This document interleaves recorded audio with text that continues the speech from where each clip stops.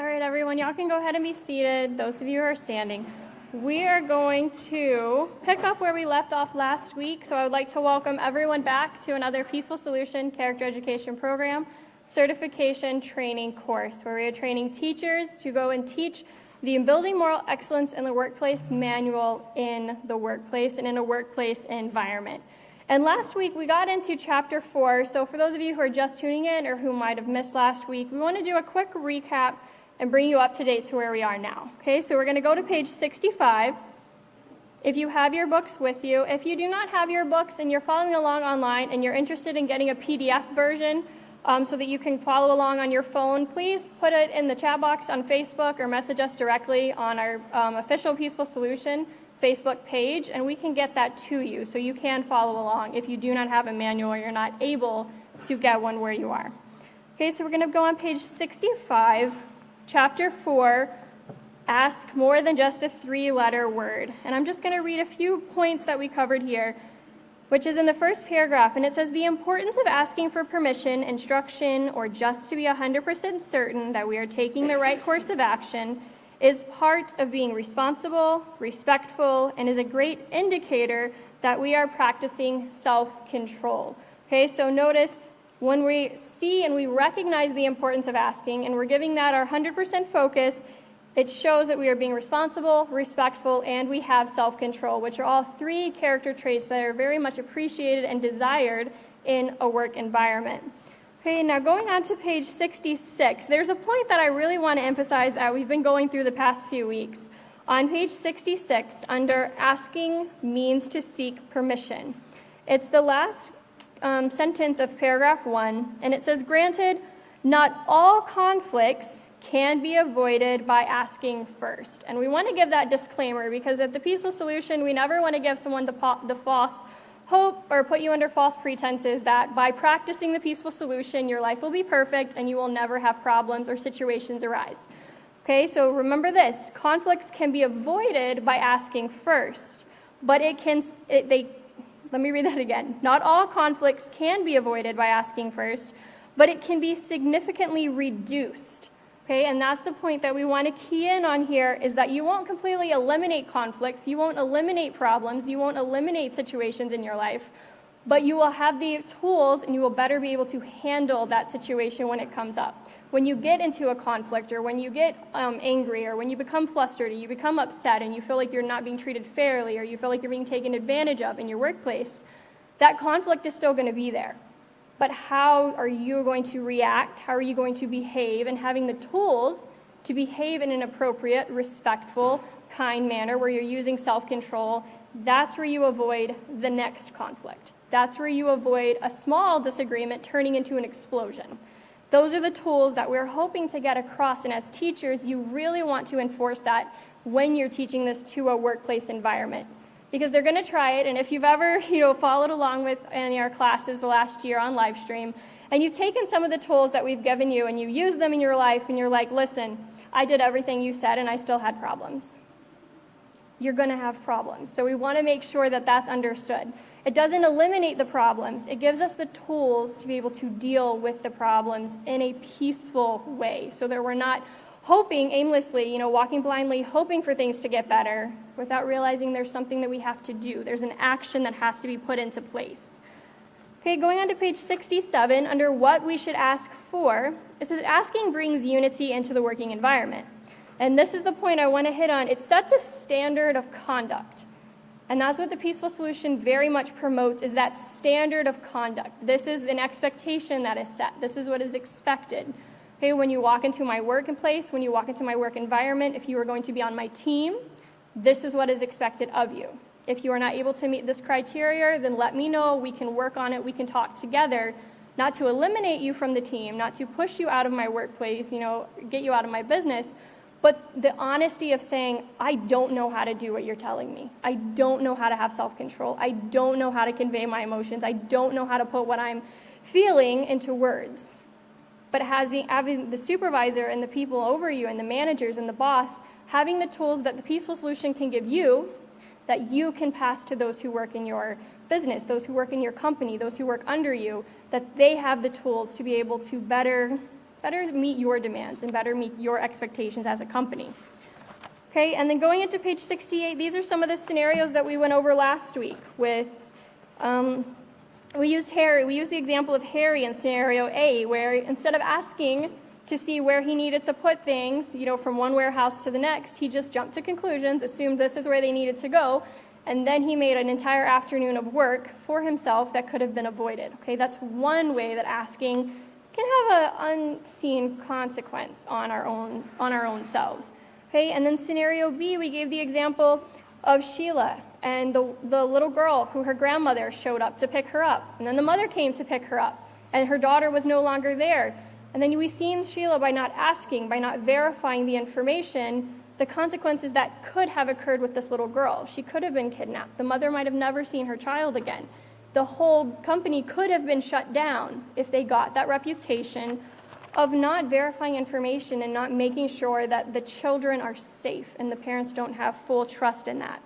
And then we did scenario C, where we talked about the women in the bank, where it showed that she didn't have that respect for her supervisor. To get the permission to go on her break, she just assumed that she would be gone, she would be back before the supervisor even noticed, and then they put her whole team in a bind, simply not asking. And then we finished off on scenario D last week with Patricia, where she's supposed to ask permission from the boss, intercom him in, say somebody is here for you, are you ready for them?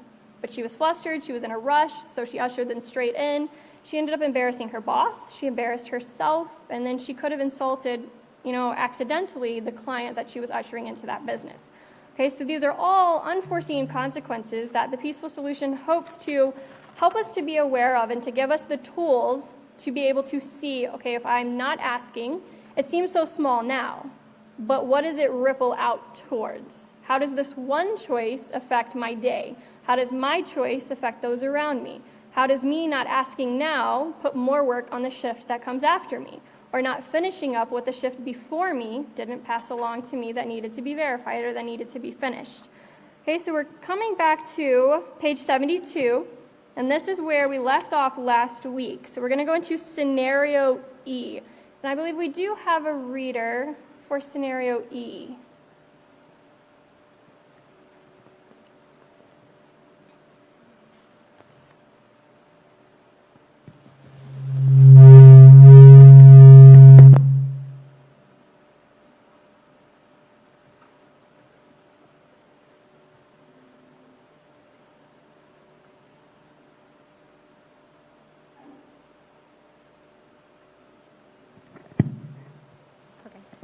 Scenario E. Alan's grandfather recently died. Among the things he left for his grandson was a small ceramic carving of an old man and a young boy fishing. Alan had loved that carving from the time he was a little boy. He remembered asking his grandfather if the man and boy went fishing in the same place they went fishing. After his grandfather died, Alan took the carving to his office and placed it on his desk. It meant a great deal to him and helped to ease his grief. One day, Alan was working in his office when his coworker, Harry, stuck his head through his door. "Hey, Alan, you mind if I speak with you a minute?" "No, not at all," responded Alan. "Come on in." Harry walked over to Alan's desk. "Hey, that's a nice carving," remarked Harry, who then, without asking permission, picked up the carving and turned it over to look at it more closely. "Please don't," began Alan. Before he could finish, Harry's phone rang in his suit pocket. The phone startled Harry, and he dropped the carving. Alan reached out to catch it, but he was too late. It hit Alan's desk and cracked in half. One piece rolled off the desk and landed at Harry's feet. "I'm so sorry," said Harry. "I don't know how it fell." Alan could only stare at what was left of the beautiful carving as a lifetime of memories raced through his mind. Thank you. All right, now again, we're going to go into key in the emotions that you think Alan was feeling here. Okay, because we know a lot of the times when we lash out, when we react in a situation, a lot of the times it's our emotional turmoil that's going on, and we're letting our emotions control our actions. Okay, so put yourself in this situation. Your grandfather just died. You're dealing with grief. This one item is what you take to work with you, and it recenters you. When you're having an emotional moment, when you're feeling overwhelmed, when there's a moment when you would ask this person for guidance, you see that and it reminds you of everything they taught you. You see all of these memories. And then somebody accidentally breaks that one thing. And it might be that one string that's holding you together emotionally, helping you get through the day. It was just completely destroyed by a careless act, and it was a complete accident. Do you think Alan cared that it was an accident in that moment? Do you think that was important to him? Do you think that his coworker could have apologized 1,000,000 times and it would make that one piece come back together? It would fix everything by simply apologizing? And it wouldn't. So in this situation, you can see how by not asking before you touch, you didn't just destroy an item. You broke someone's emotional heart. You destroyed something that meant so much more than just that item. And that's why it's so important when you see asking that, well, it's just some little trinket that sits on the wall. But to somebody, it means the world. And to somebody, you just destroyed the most valuable connection, the only connection they had to this person. And so when we're going through and we're teaching this, you want to have your students, have those that you're teaching in the workplace, key in on this emotion, key in on this feeling. Okay, how would you react? Because Alan probably was a little rude, might have flew off the handle, might have not been very kind. And in that situation, that's where you have to say, how would Harry react to that?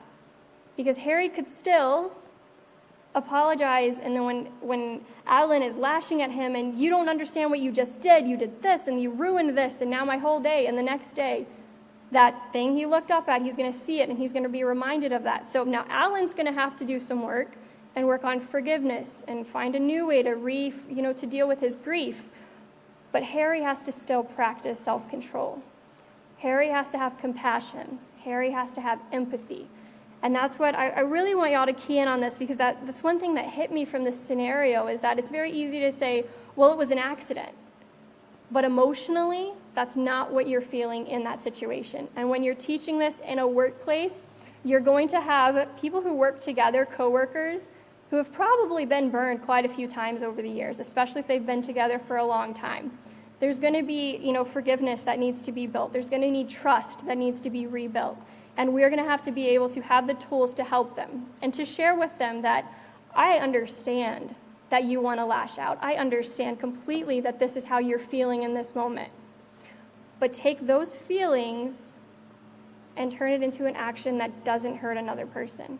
Take those feelings and respond to that situation, that you don't walk away regretful of what you said. And you don't say something that you can't take back. All right, so we're going to go into question number 1, and it says, why do you think that Harry failed to ask Alan's permission to touch the carving? And it could be, maybe he didn't think that he needed to ask. Sometimes you get very comfortable with your coworkers, and you get very comfortable with your friends, and you run up and you grab their pen, or you see something that's really neat, and you pick it up, oh, that's a really neat carving, not even knowing the momentum that's behind it, not knowing the emotional connection. So in that situation, that's probably what Harry did. He didn't think it was important. I mean, it's just a carving that was sitting on the shelf. It didn't seem like it had that value to him. Question number 2, what were the consequences of Harry's actions? Okay, so what were the consequences? The carving fell and it broke, and that's just the immediate consequence. After that, he might not be allowed within at least a 5 foot of anything in his office that is possibly breakable, until he comes in there and he knows he won't touch his things again. And that's a further on consequence. That could be lasting until, or he could be constantly reminded, hey, okay, when you're walking in my office, can I talk to you for a minute? Sure. But remember, please don't touch anything without asking. Okay, that might be a constant reminder that's put there. Question 3, how do you think Harry felt? Okay, so Harry's the one who knocked the carving off the shelf. How do you think he felt? And that moment, after it fell, after he's seen the devastation on Alan's face, he probably felt extremely guilty, and he probably recognized what that one offhanded action that he didn't really think through, the full momentum of what that did. Okay, I was just looking at it. I didn't mean for it to fall. I mean, I can't know when my phone's going to buzz in my pocket. That caught me off guard and it caused it to fall. I can't plan for all of that. No, but you could have asked first. You couldn't have planned for this to occur, but if you would have asked, it wouldn't have occurred and it could have been prevented. And question number 4, what do you think Alan would have said if Harry had asked permission to touch the carving? Okay, so what do you think he would have said? He could have said no, like it's very important to me, like I don't want it to get broken. Or he could have told him, sure, but be very careful with it and then explain to him what this carving represented. But because he didn't ask, there was no conversation. There was no understanding met. Then the situation spiraled out of control. And you don't know what their relationship or their friendship could have gotten to after this as a consequence. Okay, the bottom of the page says, asking permission respects the rights of the owner. In the scenario above, a treasured possession was destroyed because Harry was not trained to ask permission first. Not asking permission to touch or to use someone's possessions denies the owner the opportunity to make decisions about what he owns. It is up to each individual to show respect by asking permission to use or to touch the belongings of others. And the quote at the bottom of the page says, asking respects the rights of ownership. Okay, so simply asking respects the rights of ownership. Okay, so we're going to go over to page 73 with scenario F. Okay, so page 73, scenario F. It says, Dave had no sooner completed the emissions test on a used vehicle when Jim, his boss, came towards him. Dave, we need to get a new set of tires on a car on the lot. The customer's in a hurry. Can you get to it now? David nodded. Great, replied Jim. I'll have Billy bring it on in. Dave made his way over to his toolbox area. He reached for the torque wrench as he watched the young apprentice drive the car into the bay. He couldn't find the wrench. He waited until the car was safely parked and then looked in the drawer. The wrench should have been there. David never misplaced his tools. Where's my wrench? He bellowed as he moved through the shop searching for his tool. I don't know, Dave, said Billy. I think Joe used it yesterday on a car out back. He's on a test drive. Dave threw his hands up in frustration and headed toward the back lot to Joe's work spot. From the front of the shop, he could hear his boss. Why isn't anyone working on these tires, Dave? What's going on? Dave ignored his boss in pursuit of his tool. It was raining and it had been all night. His tool wasn't hard to spot in the wet grass. This time, Jim had better do something or he would. All right, question number 1. What was the missing from Dave's toolbox? Yes, his wrench. His wrench was missing. All right, number 2. What consequences could have come from Joe taking Dave's tool without asking? So what are some consequences? And I want you to really keep this in mind. If you've ever had someone who works on cars and they're very specific about their tools and where they go, so they know where they are and they know where they're needed, and you know that a wrench is not to be left outside in the grass and the dirt and the rain, especially overnight, imagine this man's frustration. Imagine what he is thinking. Not only is his tool missing and he can't do the job that his boss needs him to do now, it sounds like it's occurred many times beforehand. This is the last straw, and he's going to do something about it, making sure his coworkers do not touch his things again. Or if they do, you put it back where it's supposed to be. All right, another thing it could is it affected the work so that his job didn't get done. It was delayed. And then it affected the workplace, and it created a bigger conflict probably throughout the day. Question number 3. How do you think Dave felt about Joe taking his tools without asking? And obviously we can tell from here that he was very frustrated, he was angry, he was upset. He couldn't really focus on the task at hand, and you see that he completely overlooked the instruction from his boss as he's calling his name through the back. He completely ignored him and didn't pay attention to the instruction that was given. Number 4, what kind of conversation do you think Dave and his boss Jim had after Dave returned with the tool? Okay, so really think about this. What kind of conversation do you think his boss had? Because Dave is obviously very upset with the situation, finding his tools left out in the rain. He could express his anger, he could express his frustration in some very colorful language because he's at his wit's end. He is done. This is not occurring again. And then he could possibly end up getting fired for speaking to his boss that way, for taking it out. Or, sadly enough, in today's society, the next time Dave shows up to work and somebody does this to him, they might get a gun pulled on them, or a knife, or they might get knocked upside the head with a wrench. You don't know what to expect in today's society if we're not around an environment or a group of people who are practicing self-control, who are practicing compassion, who are practicing empathy and respect. Okay, the bottom of page 73 says, always remember to ask the correct person to get your answers. You wouldn't ask one of your coworkers for permission to take time off from work, nor should you ask a colleague to borrow another coworker's possession. You always go to the person in authority or the boss at that time. At the bottom of the page, it says asking minimizes or avoids conflicts between coworkers.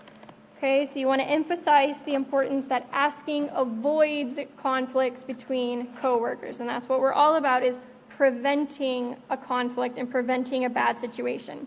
So that ends procedure 5, and we're going to go over to page 64 and go into procedure 6. So if you have your books, page 64, procedure 6. It says, ask students, under what circumstances is it not necessary to ask? Okay, so under what circumstances is it not necessary to ask? Tell students it's up to each person to recognize situations where it is necessary to ask for permission or instruction to keep others, equipment, and ourselves safe. Ask participants to read the section entitled The ABCs of Asking, found on page 74. So we're going to flip over to page 74. Under the ABCs of asking. Okay, and it says the ABCs of asking is always be consistent. Okay, so that's our ABCs. The ABCs of asking is to always be consistent. Okay, and that question that they gave to us in the procedure there, under what circumstances is it not necessary to ask? And over the course of this chapter, we've given you quite a few, so I want to give them to you again. So you have them if you want to put them into your notes, you'll have them as you're teaching this. Okay, so 4 points that it is not necessary to ask is when we have permission not to keep asking about a specific thing. So if you've already asked, you've been given the answer, you've been given an instruction, you no longer need to ask. You already have your answer for that specific thing. Okay, point number 2 is you don't need to ask if it's in an emergency. And I will never forget the time I was volunteering in my community and somebody said, if there is a fire in this building, for heaven's sakes, do not ask me to get the fire extinguisher off the wall.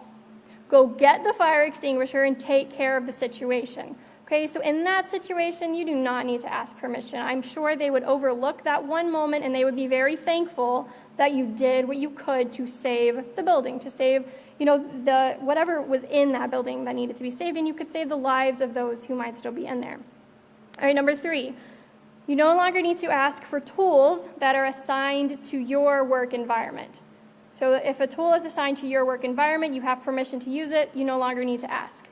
Okay, the last point is so if it falls under your normal duties, your normal specifications of things that you need to do, that's another thing. It's no longer necessary for you to ask. If something comes up and it's outside of something that you normally do, then you will want to ask and you want to make sure you're seeking permission, not going outside of what is acceptable for you.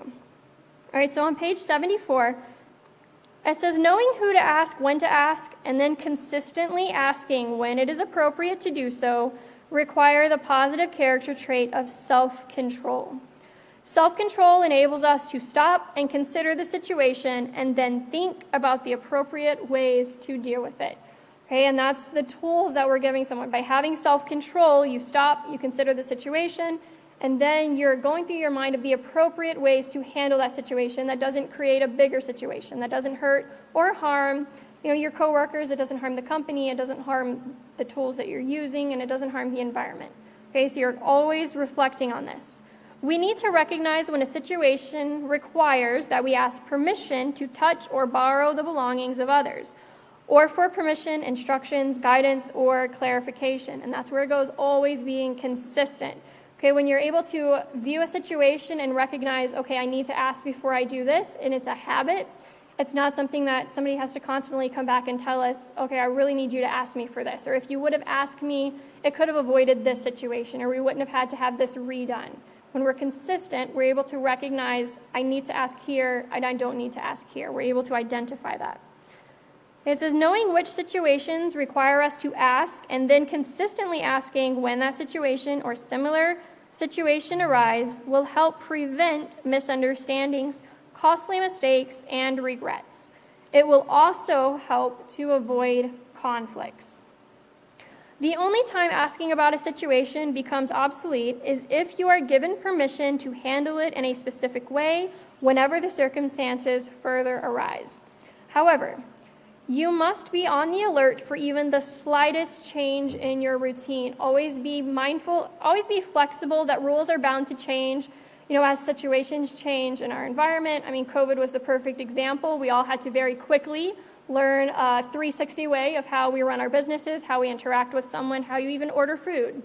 That all changed, in the blink of an eye. So we always have to be flexible to rules and guidelines changing. It says even a slight change in the agenda might require bringing the situation back up to your supervisor's attention so that he can guide you in the best way to proceed. Remember, it shows respect to ask permission, and this should be practiced until it becomes a habit. Okay, and something becomes a habit by constantly doing it. If we're practicing it, we're recognizing it, then it becomes a habit. If you are a supervisor, a manager, or in charge of training employees, you can take an active role in teaching others about the importance of asking. This is first and foremost done by your example with others in your workplace. Be sure to include the importance of asking as a part of your orientation or your training program policies. And that's something we want to keep in mind as we're presenting this unit or this manual to a company, to a business, as we're giving them the tools to implement things from this book, tips from this book that they put into their training facility, that they put into their orientation. Take parts of what we have here and tie it in with what you already have, and this will benefit you greatly. It says, be specific in outlining the situations that require asking. Okay, and it gives some examples here, and it says, for example, some things that you might ask for is a vacation time at least 2 weeks in advance, to leave earlier than your scheduled time, to leave the facility for anything outside of your scheduled meal times or your break, to use company phones for personal use, to arrive to work later than your scheduled time, to use, borrow, or touch a coworker's personal belongings before changing any approved policies or directives, and for guidance if you are in doubt about changes in the policies or procedures. These are just a few examples of what you would want to ask for. And as you're presenting this as teachers, you're presenting this to a company, to a business, you would want to have them, okay, give me a list of things that in your company that are part of your policies that need to be asked for, so that when we do our presentation, we have the tools we need to effectively help that company and to help that business. In summary, there are many opportunities to practice asking in the workplace. Taking the time to ask demonstrates positive moral character, a strong work ethic, and a willingness to cooperate with policies and with others. Additionally, asking appropriate questions at the right time and to the appropriate person builds trust, shows respect, and can make you a valuable team player in your work environment. And that's really what the whole purpose of this is to make a trusting work environment where when the boss is gone, when the manager steps out, they don't have to worry about policies not being kept. They don't have to worry about you going outside of what needs to be done. That trust is there, and that strength is built that they know that whether I'm there, whether I'm not, you're going to do what is expected, and you're going to stay within those guidelines. All right, so that concludes Procedure 6. So I'm going to turn it over to the next teacher who's going to pick up there.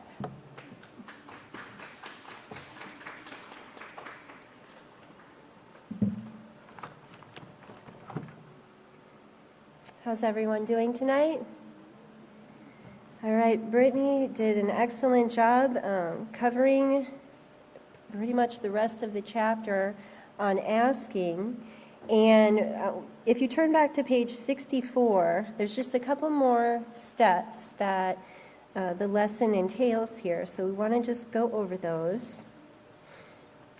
And the first one is procedure number 7. Stress the importance of asking in the workplace. emphasize the importance of practicing self-control to consistently recognize situations where we need to ask. So, if you've gone through the whole lesson with your students, then this is time to rehearse and get feedback from them and see, if they're understanding the concept, okay? And if they're still struggling or they need more, let's just go back and rehearse some of the points with them, okay? It's very important not to try to take the lessons too fast in the Peaceful Solution because they're building blocks, and we're going to see that again tonight with the next lesson, how it's building on the last lessons that we had.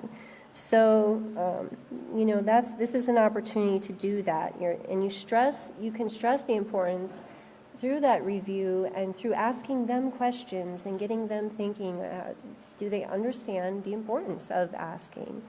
And are their answers different now at the end of the chapter than they were at the beginning, okay? And there should be some differences and more clear understanding.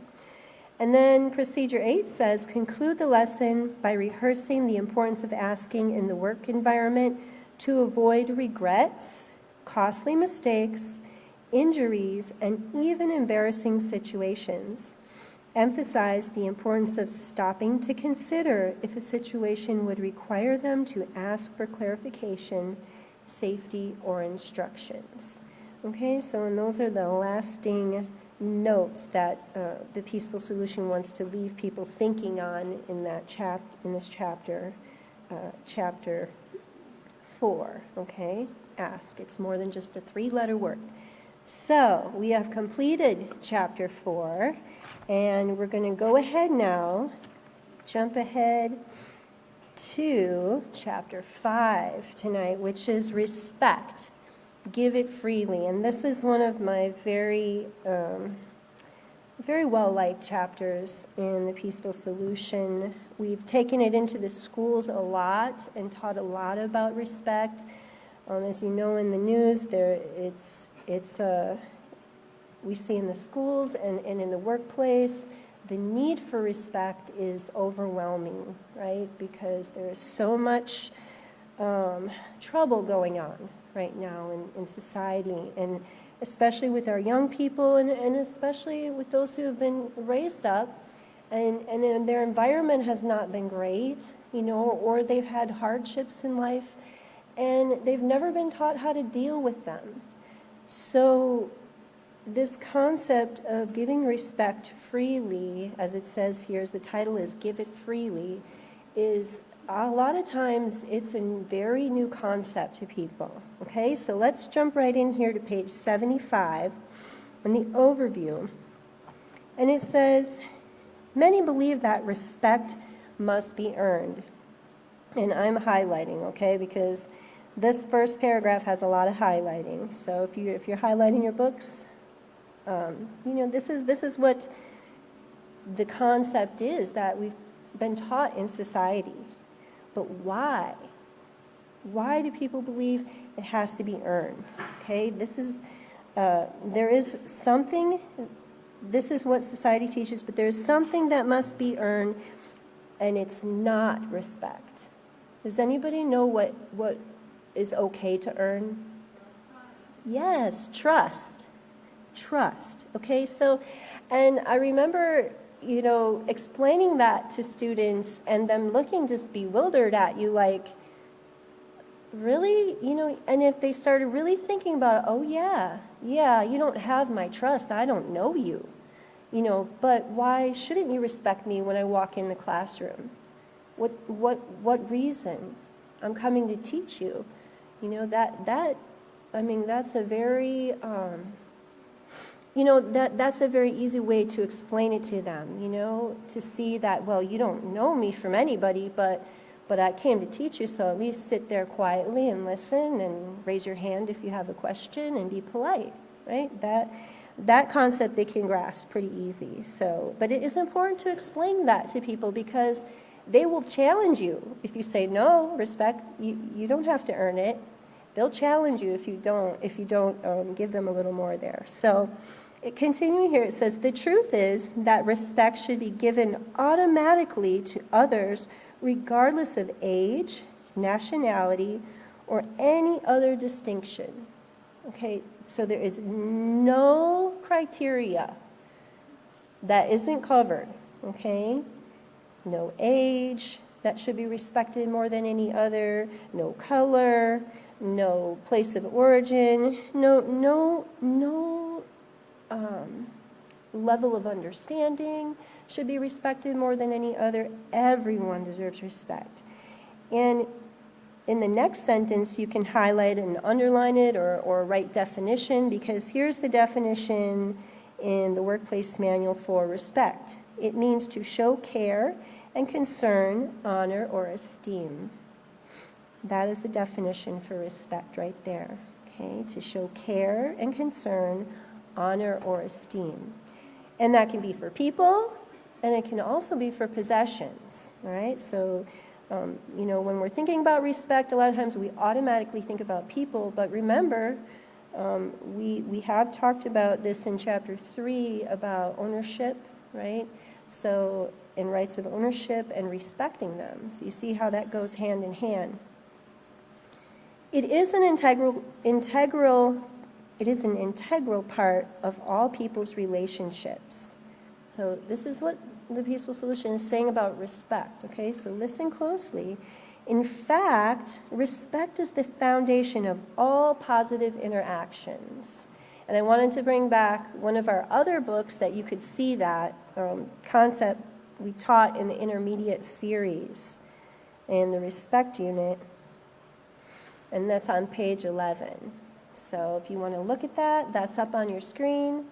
That's just the blast from the past from the intermediate series, the respect unit, and page 11. And see right there in the middle, okay? And it's the foundation of all positive relationships, all positive interactions, okay? So that you're going to hear a lot, because it's the basis by which we treat others, okay? And when we have respect, then we're automatically setting ourselves up to treat others in a very positive way, okay? And that's very important for ourselves, building our own characters and guiding others in that. So, managers greatly benefit from understanding this concept, because they can evaluate their businesses and see where they're falling short, and see where they need to work on things, and be that example, as we talked about last time, for their employees too.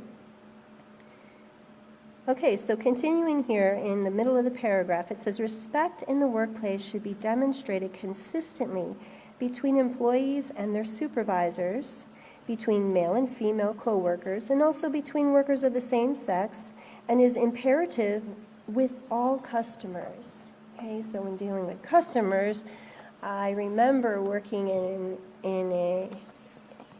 an establishment, a food establishment years ago, and I was a young person, and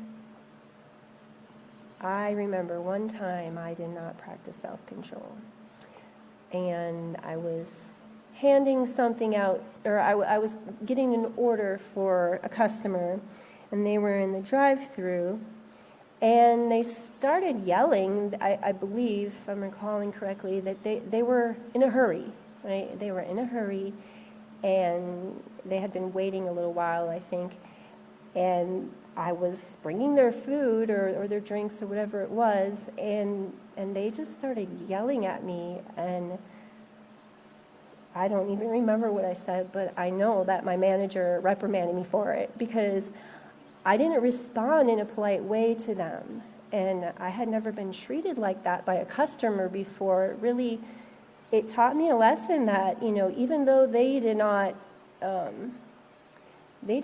show me respect, they thought I wasn't doing the job quickly for them or as they needed, it didn't give me the right to disrespect them in any way.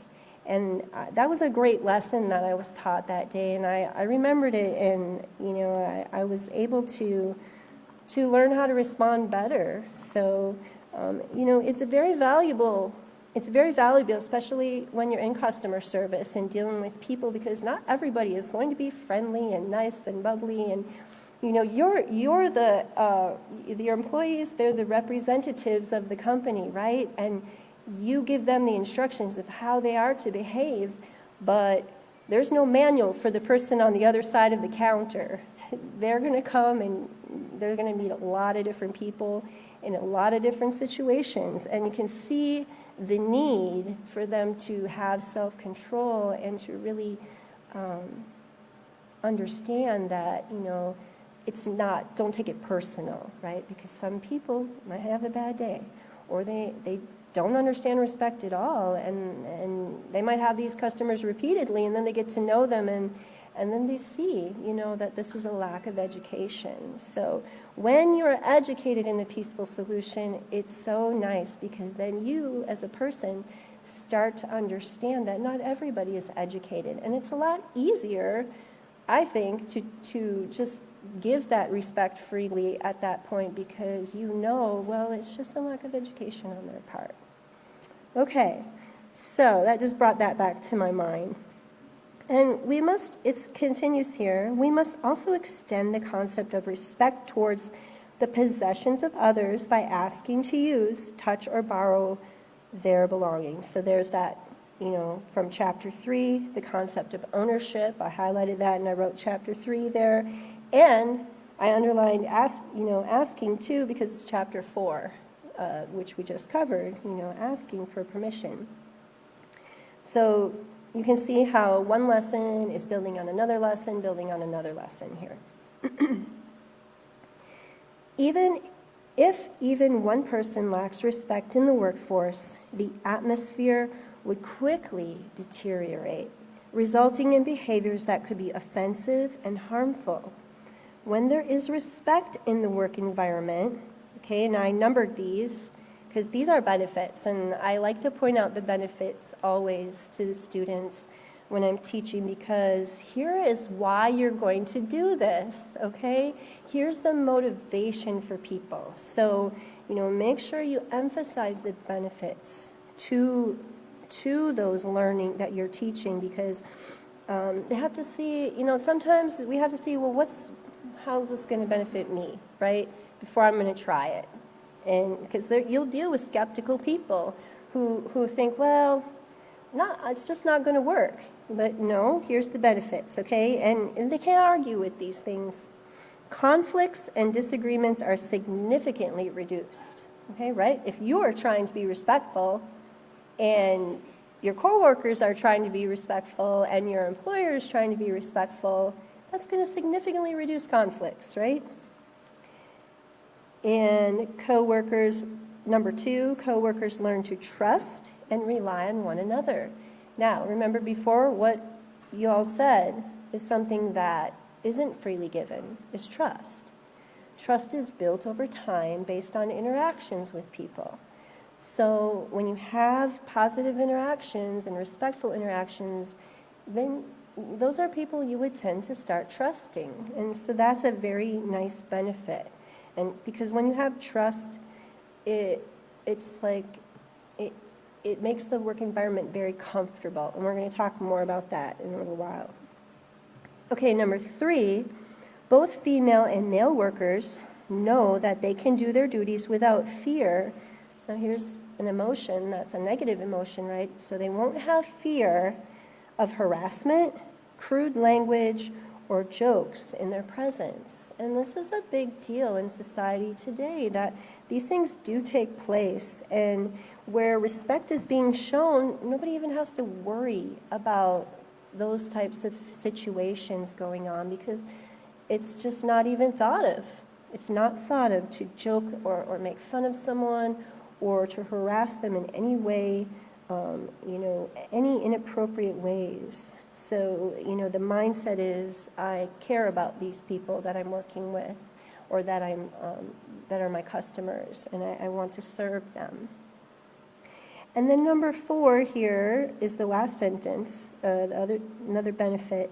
A work environment where there is respect is one where work becomes a privilege rather than an obligation.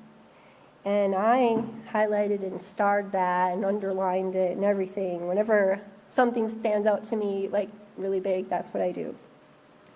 And in other words, what this is saying is if everyone is using respect in that work environment, it's a place where people would desire to be. They would look forward to going to work because it's enjoyable and it's a peaceful environment. So instead of it possibly being a drudgery, because they're not being respected or their possessions are not being respected, like some of the scenarios we were just reading about, those two types of atmospheres really dictate if we look forward to coming to work or not, right? The people you're going to deal with, do you look forward to seeing them? Do they smile? Do they greet? Do you greet each other? Do you have, just a nice, enjoyable group of people to work with? And a lot of that is built on our individual choice to be respectful. And that's something to really emphasize to your students, all right? So that is our overview. And we can turn now to page 77 in your books. And here's the purpose objective, all right? For chapter 5, lesson 7, respect, give it freely. And I numbered these because there's 3 objectives really in this very short little sentence, okay? Students will learn, 1, what respect is. Okay, that's the first thing you're going to teach them because some might not know. And even if they think they know, they haven't been taught the peaceful solution version of it, right? Which is to build that moral character of respect within a person. And 2, how it is developed. Okay, so they're going to get the tools to learn how to develop respect. And 3, its benefits in the work environment. And we just went over several of those, right? So the benefits really are endless, we'll see. Okay, so those were my notes there. And you want to make sure as the teacher that you are checking yourself and making sure, okay, like when you're reviewing, coming back to a class with the students, then ask them, okay, who can tell me what respect means, right? And they can give the definition that we just went over in the overview, or they can elaborate more on what you've talked about too, but make sure it, coincides and make sure they're getting it. And, and if you've covered the how to develop it part, then ask them, okay, what are some ways that you can practice being respectful? Get them to give you some situations. And that feedback is always important because it's to establish a connection with the students that they will then grow more, taking an interest in the individuals and making sure that they're getting it, because that is going to, these lessons are for a lifetime. The class they will sit in for a few months, but what they're going to take, the knowledge they're going to take with them is something to apply for the rest of their life. If they never heard the lesson again, what did they leave your classroom with? Okay? That's a very important, I can't stress enough as the teacher, how important your role is to people's lives. You're changing, what is the Peaceful Solution motto? Changing the hearts and the minds. This stuff is life-changing. Even though, those of us who have been in this course, we think it's just old hat, it's easy, it just comes. It doesn't always just come either, right? You're challenged with it in your daily lives, and you see you have to apply and work hard at it. And they will too, right? But if you do a great job making sure that they understand and they have this knowledge to take with them, then if they apply it, it's going to work in their lives and it's going to change them. And they are going to be so grateful for the lessons, okay? All right. So we are on procedure, we're looking at our materials. We need paper and pens and pencils because you want them to take notes, right? You want them to write in their books and write notes. and encourage them to go over their notes and study them and reread the lessons. And then procedure number 1 says, review the previous lessons by asking the following questions. Which character traits are developed by consistently asking is the first one, okay? Which character traits, you want to shout out some answers to me, y'all? What character traits are developed by consistently asking? I heard respect. What else? Self-control. Responsibility, did someone say? Yes? What was that? Humility, yes, humility. Excellent, okay? Those are the 4, and you can put in your notes there, page 67, paragraph 1, is where you can find 3 of those, actually. And also, that's page 67, paragraph 1. And page 74, the first sentence.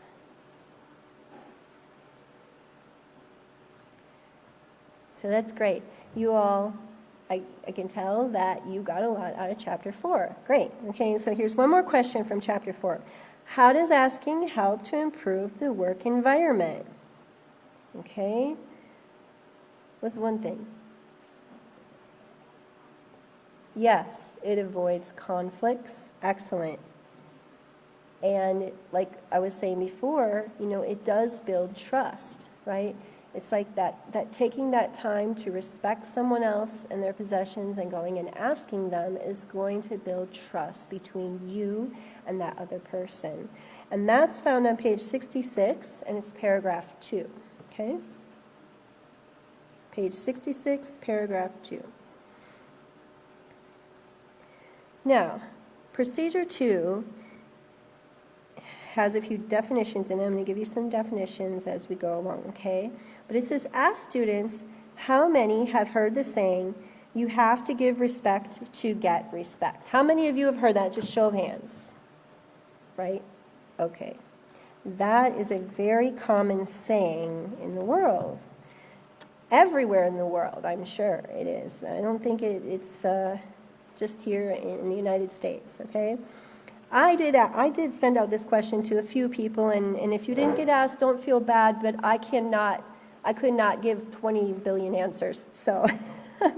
But I did get a few, and I thought I would read them because they were really insightful, okay? So if you ask your students, you might get some answers like this. If you're nice to me, I'll be nice to you. If I think you're being rude, I might just whoop you. Okay, so that was one comment. That's what somebody was taught in society, that's the way to look at it, okay? If you don't show respect to me, then you don't deserve respect from me. It's a vicious cycle that never stops and never solves the problem, okay? Can you see why, right? Here's another one, okay, and this is the meaning of you have to give respect to get it, okay? Here's what they said. It sets us up for disappointment because you're expecting someone to show respect to you, but that doesn't always occur. So people with that mindset will get discouraged. Respect, and I thought this was very interesting, respect is an internal thing, and that saying makes it external, okay? It's more about looking at the other person and expecting them to do something before you do something. So I thought that was a very nice way to put that. Respect is an internal thing, and that saying makes it external. Okay, and another comment said, it means respect is conditional. Okay, did we say respect was conditional before? No, not at all. And but that saying means you have to respect me first, and I have to deem your efforts worthy of reciprocation. And here was another interesting thought. It is possible that my standards are so high that you could possibly never earn my respect. Isn't that sad? But that's very true, I believe. Okay, and here another person said, it's selfish. I'll give you respect if I get something out of it first. Rather, we should always set the example by respecting everyone because, as the peaceful solution tells us, it's the right thing to do. And someone said, if someone makes that comment, they're uneducated. And that's very true. They don't understand. Another person said it's retaliation. And the last one I have said, it's a conditional statement with an erroneous and faulty sense to it. I believe it means if you give or show respect is the only way to be respected. Okay? Hence the falsehood in it. Because there are many people, and they had a little lengthy one, there are many people who show respect and are disrespected in return. Okay? I can choose, she said, to be respectful even when the other person is not giving or showing me respect, like my earlier example that I didn't do. The true statement without ambiguity is be respectful or consider all life as valuable as yourself at all times to everyone and everything, no matter what. This way, there's no conditions. See, you take away those conditions because you've just set yourself up to respect everything and everyone. And I will be respectful to everyone regardless of how I'm being treated. Not an easy task at times, but with self-control, very possible indeed. So I thank you for those comments because they were really great, and that shows you really how thought-provoking that question is. And you're going to get a lot of different things from your students. So make sure you do have a nice little question and answer there. And allow them to give their thoughts, because this is what they've been raised with, okay?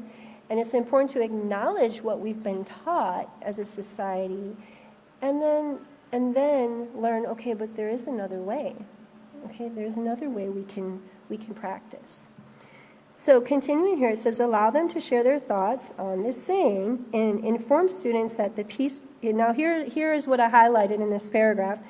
The Peaceful Solution Character Education Program teaches that respect should be automatically given to all people because all people have value and deserve to be treated respectfully. All people deserve respect. I wrote alongside that. Okay, and that is the ultimate goal you want to get in everyone's mind as the teacher. And the word automatically, if you want to write the definition, it means to be done without deliberate thought. To be done without deliberate thought or effect, such as a reflex or a habit. Okay, so it's just automatic. You just automatically, when you pass by someone, you say hi to them, you give them a smile, ask them how they're doing if you have time. Those are just some simple ways, right? But it's automatic. You don't have to think about it, or you don't have to pick and choose, right? Okay. And just to finish up reading procedure 2 here, it says, explain that in our modern society there are many negative influences that can affect our concept of respect and the way in which we demonstrate respect to others. And influences, I want to give you a reference to the character unit, which is on page 60 of the character unit, the intermediate series, if they want to put that up there so you can see that page. Remember that? Okay, that blast from the past. And, the definition is there, and it's very similar to the one I'm going to give you here, which is something, an influence is something or someone that can affect the way we think, feel, and act. Very simple. It's something or someone that affects how we think, feel, and act. It's an influence. Influences are everywhere, okay? So you can't escape them. They're all around you, and there's always something influencing us. All right? It could be the weather even influencing us. So, the end here, and what we're going to go into next week, because we're out of time now, is to choose students to read portions from the introduction on page 81 and then discuss. Okay, so we had a nice introduction here into this chapter 5. I hope you enjoyed it. And come back next week so we can really get into this chapter, all right? Thank you. You're a great class. All right.